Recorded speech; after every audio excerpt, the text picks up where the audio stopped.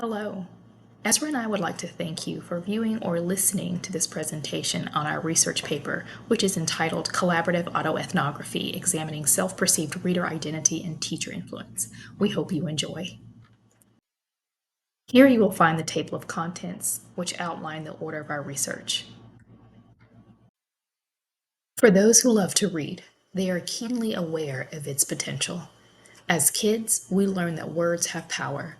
They are keys that unlock magical realms. Reading transports us into worlds with characters who shape us. Despite reading being a foundational tool that is critical to success, the subject of literacy is currently under threat. According to Up and Up ABA, only 14% of preteens admit to reading for pleasure. More alarming statistics reveal that all 50 states within our nation saw no significant growth in reading. These statistics are no surprise to educators. As teachers, we see the disconnect regarding reading in real time. Disengagement, disruption, and disconnect plague the contemporary classroom. Thus emerged our research question: how can history teachers approach reading that inspires young minds?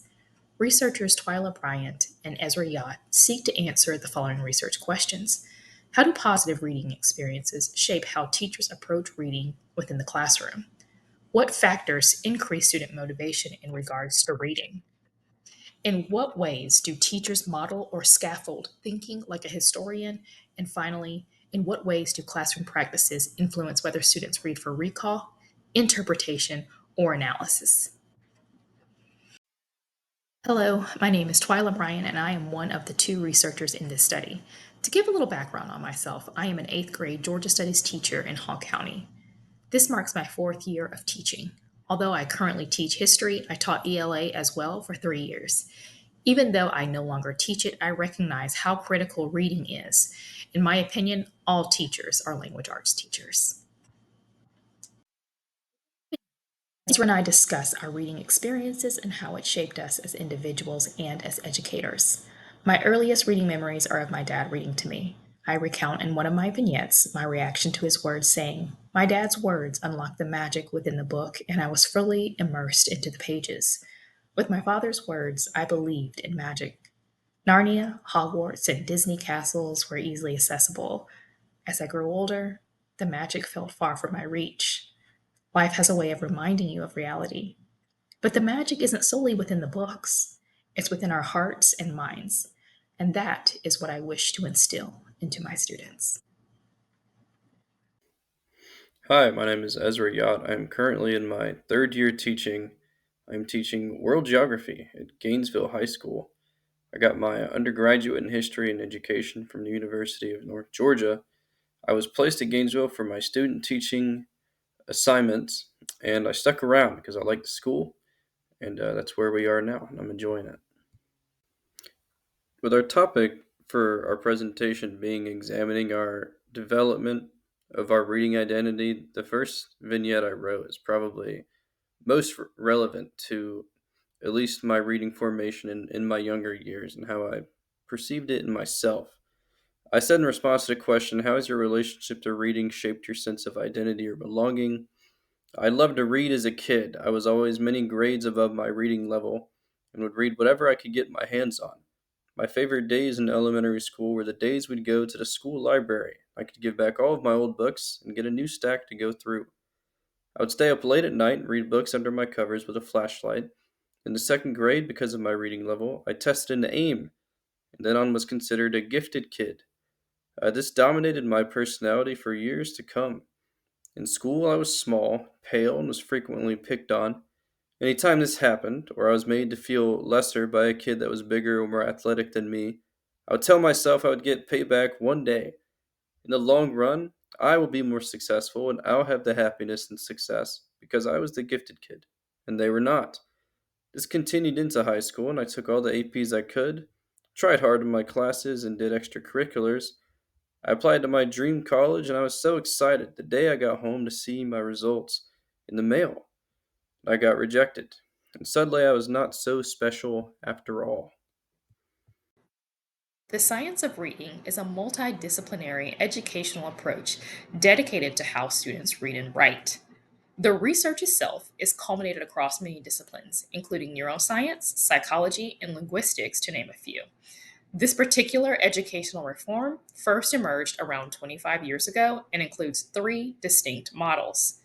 The first model is the five pillars, which includes phonemic awareness, phonics, fluency, vocabulary, and reading comprehension. The second model is reading rope, which includes word recognition and language comprehension. The third and final model is the simple view of reading, which entails decoding words and language comprehension.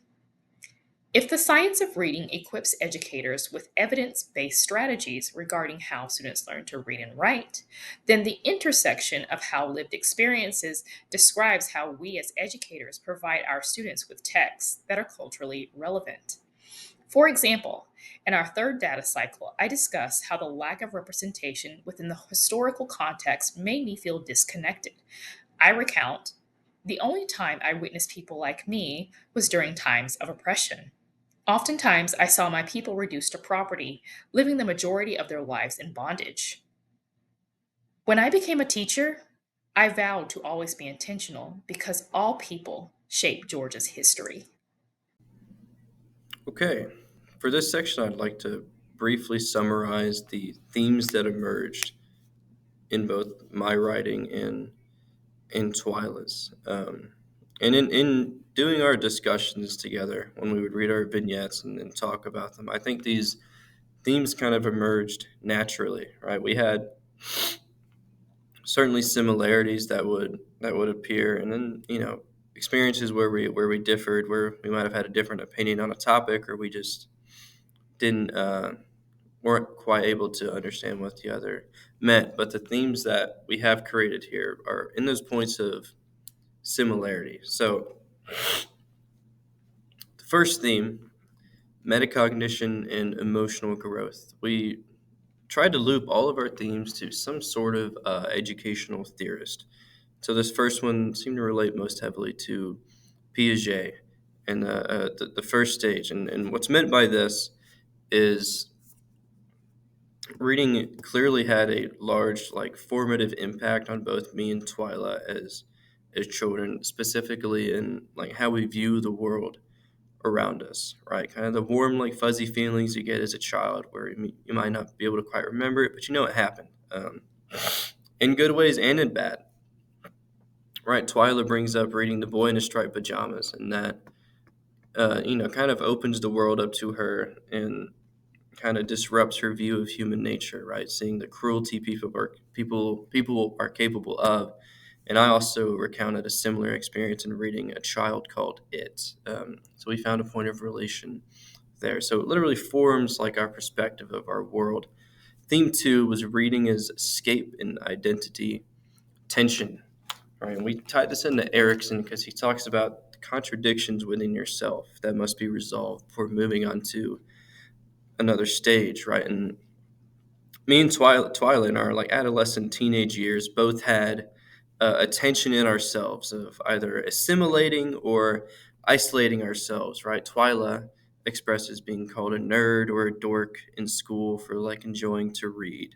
Right, in one of my vignettes, I share a story of bringing a book out at a football game and getting ridiculed for it. Right, so both of us, like, at some points were made to feel ashamed for reading and enjoying reading, and that maybe led to some sort of like social isolation. And so we kind of had to battle with that in our heads as kids. And then theme three is the transformative power of reading.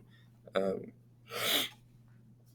and we in the paper itself, we discuss a few ways in which reading was transformative, but I think specifically, right, if we want to move in stages of life as we grew up and went to college and became adults, right, reading clearly had an impact on pedagogy and how we teach and our experiences as readers in the classroom as children, um, affected our motivations for teaching. So it's clear that we kind of became teachers almost for similar reasons, right? Seeing that it does have a transformative effect. Okay, for our last section here, what takeaways and implications can we gather from the research me and Twyla have gathered? And I've organized them into 4 bullet points here I'd like to go over pretty quickly. Um, First bullet point being something that we both saw in our discussions and talked about repeatedly.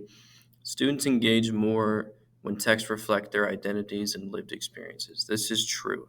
Absolutely true. I mean, Twyla both discussed points in our own, um, lived experiences as students, being more engaged in like a history or reading class when we had like figures we could relate to, characters in a story that we saw ourselves in, or on the other side, gaps in classes where you couldn't relate to what was happening, or maybe there was a noticeable lack of representation in what you were doing. So teachers should make the effort to do this. Two, reading shapes identity across childhood, adolescence, and adulthood.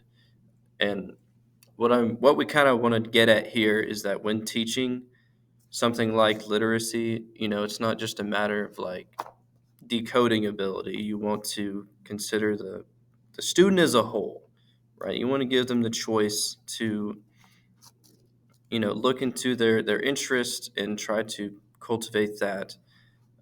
Three, reading should make the world feel meaningful. This one was big for both me and Twilight, especially as history teachers, right? Is you want to relate the content you are teaching and doing to the students' lives, to the world around them, right? Because that gives it meaning. That like makes it personal. It helps them understand it more, and it helps them realize that it's something like to be affected, that they can like affect their community in positive ways. And I think that's important. Last one, teachers must model reflection, analysis, and historical thinking.